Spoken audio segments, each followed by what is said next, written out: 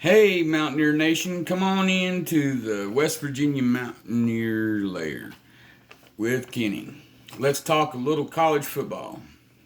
I have a good video planned for tonight. I'm going to talk a little bit and break down the game a little bit between WVU and Virginia Tech tomorrow night.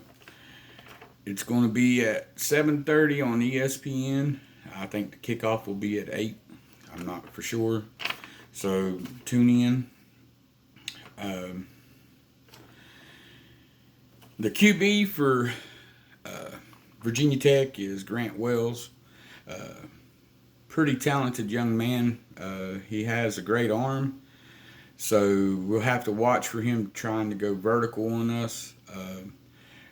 The best thing that the corners and the safeties to do is give them a little cushion, because their wideout is 6'3", weighs 195 pounds, and he can high point the ball pretty good.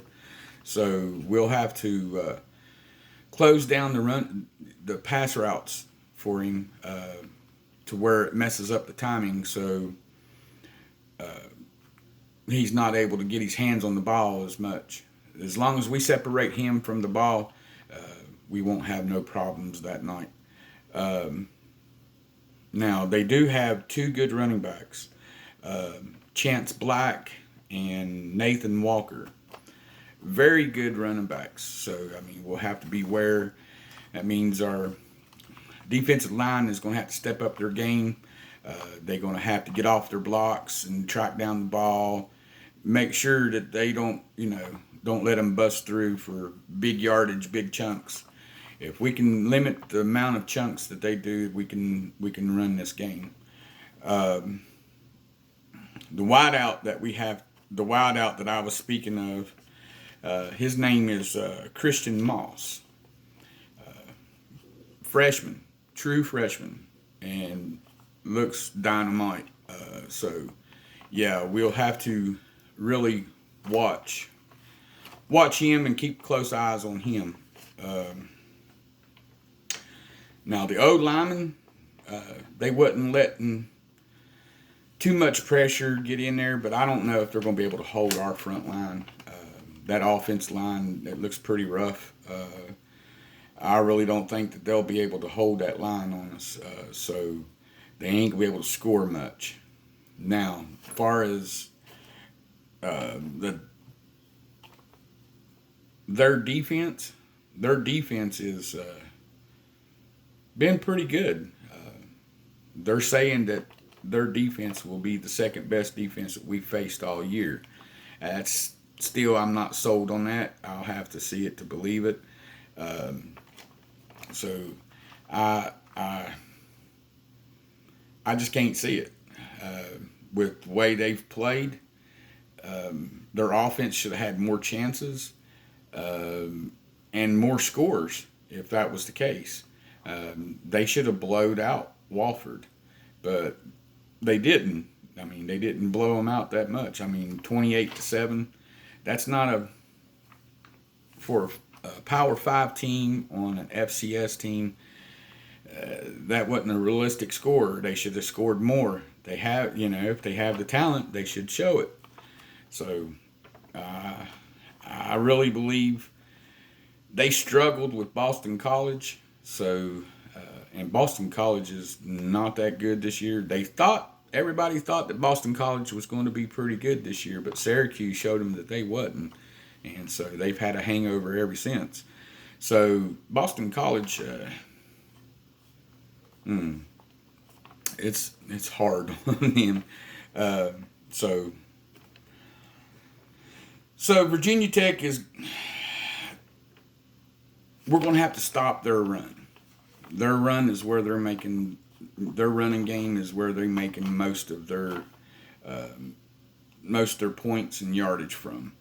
So if we stop the run, we can control the game a little bit more by turning the safeties and the corners loose to take chances. Yes, you got to roll the dice to take the chances, but if it works out, then you can say that was a brilliant plan. But if it doesn't, like I said,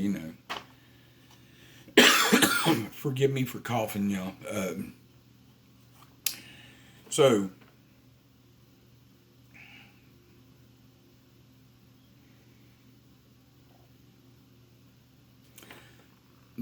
only statistic wise, Virginia Tech on paper is the second best team that we will face. I beg to differ on that.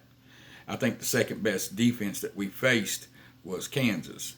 I think Kansas come out and played a great game. I think Kansas has went under everybody's radar. We didn't really expect them to be that good this year, so they got better a year early than expected. So yeah, Texas is legit. Kansas is legit. I'm sorry, not Texas, but Kansas is legit. They're a legit team that if you have them on your schedule, it could very well be an upset for you. So people don't look past Kansas because Kansas is a threat. So yes, remember that.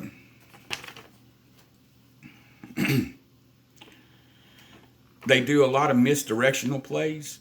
So that means Mike linebacker and Spear linebacker, you're going to have to keep a close eye out on that ball and make sure that it don't get outside your peripheral. So, yes, we've got to keep everything in a limited area in front so that way we can track it down. So, defense, flow with the ball, flow to the ball, come in bigger numbers.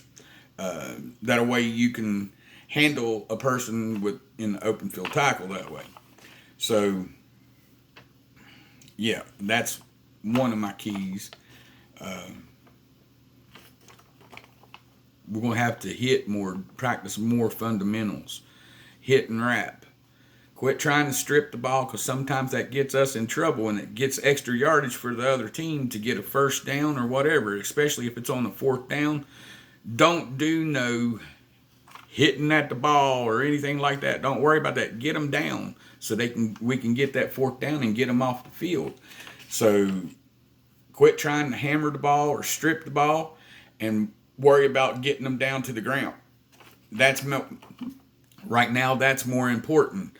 Keep your fundamental base about you. Then other things can happen. Then you can let other things happen. So, in order for us to get more turnovers in our favor, the one thing that I see, they're not getting good jumps on the ball when it comes time for the ball to come in, which takes, they've played enough. They should know it takes vision. You got to be able to see the ball in order to get the ball. So, we as a team has got to work together, and anything that's dropped on the apron, let's get it. Get after it. Get on it. Anything that you can do to try and limit the amount of plays that they can throw at our direction, do it, because that's going to be an important key to a game. So